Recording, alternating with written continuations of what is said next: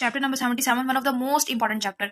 अगर कोई मुझे कहना है कि एंडोफिजियोलॉजी से आपने क्वेश्चन बनाना है प्रॉफ का, तो मैं इस चैप्टर से क्वेश्चन उठाऊंगी, क्योंकि थायराइड हार्मोन से आपको पता है कि दो ही नाम बता रहा है, दो डिजीज बहुत इंपॉर्टेंट है, एक हाइपरथायराइडिज्म इसका पेशेंट भी बहुत है और बहुत आम है। आप ओपीडी जाओगे देखोगे हर दूसरी औरत को ना हाइपर या हाइपरथायराइडिज्म है, ठीक है।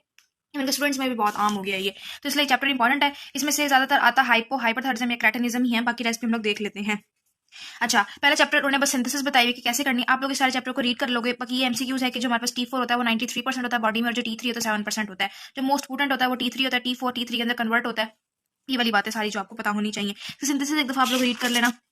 अच्छा, नेक्स्ट हम लोग चलते हैं अपने नेक्स्ट पेज के ऊपर। तो ये आयोडाइड ट्रैपिंग क्या होती है ये पता नहीं चाहिए। अच्छा, अब इस डायग्राम के अंदर ना उन्होंने पूरी जो होल स्टोरी है ना वो एक्सप्लेन की हुई है। जिसको ये समझ आ गई ना उसको समझ आ जाएगा कि T3 और T4 की सिंथेसिस कैसी हो रही है, मैकेनिज्म एक्शन वो आराम से लिख लेगा।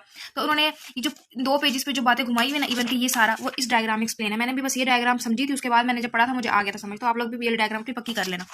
नेक्स्ट चलते हैं फिजियोलॉजिकल फंक्शंस के ऊपर। अच्छा, ये लॉन्ग लेटेंट पीरियड थी, ये वाली डायग्राम एक दफा देख लेना। फिजियोलॉजिकल फंक्शंस ये इंपॉर्टेंट है।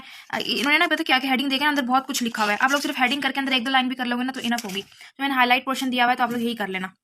फिर effects of thyroid hormone specific body functions, इतना डीप जाने की जरूरत नहीं है। बस इसको आपको ये बेसिक कॉन्सेप्ट हो कि थायराइड फंक्शन का कार्बोहाइड्रेट मेटाबॉलिज्म पे क्या होगा, फैट मेटाबॉलिज्म पे क्या होगा। क्योंकि आप लोग को पता है कि अगर हमारी एंडोफिजियोलॉजी अच्छी होती है तो एंडोबायोकेमिस्ट्री हम कर ही लेते हैं। अब कार्बोहाइड्रेट मेटाबॉलिज्म हम एंडोबायोकेमिस्ट्री में पढ़ते हैं ना, तो हमें वहाँ पे हेल्प कर देता है।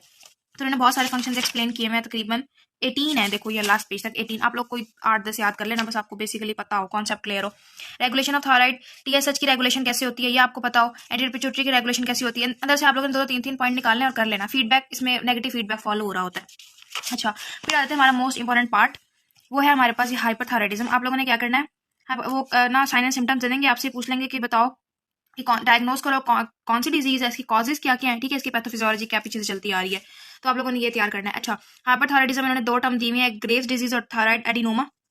टॉक्सिक गोइटर और थायरोटॉक्सिकोसिस भी इसी के अंदर आता है। तो ये इंपॉर्टेंट है, ये मशवरा दूंगी आपने यहाँ से लेके ना डिजीज ऑफ थायराइड से at the end of the chapter 77 एक लफ्ज भी नहीं छोड़ना, नॉट अ सिंगल वर्ड।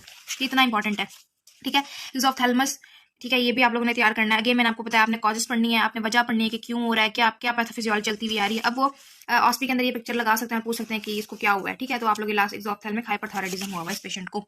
अब इसकी ट्रीटमेंट भी पूछ सकते हैं, आप लोगों ने ट्रीटमेंट भी तैयार करनी है। नेक्स्ट, हाइपरथायराइडिज्म में ये 3-4 चीज आती हैं, Hashimoto's, endemic, idiopathic non toxic goitre और क्रेटिनिज्म। मैंने रिसेंट हाशिमोटोज डिजीज का भी पेशेंट देखा और एडियोपैथिक नॉन टॉक्सिक गोइटर का भी देखा है, कोलॉइड गोइटर का।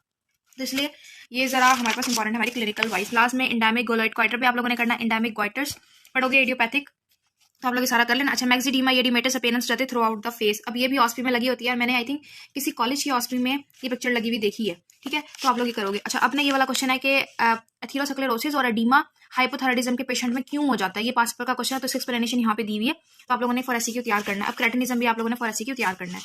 इस चैप्टर के कुछ इंपॉर्टेंट क्वेश्चंस यहाँ है, बाकी भी कॉपी में, लेकिन मैं at the end of the video picture paste कर देती हूँ, आप लोग को तैयार कर लेना, ठीक है। हम लोग नेक्स्ट वीडियो में अपने चैप्टर 78 में मूव करेंगे।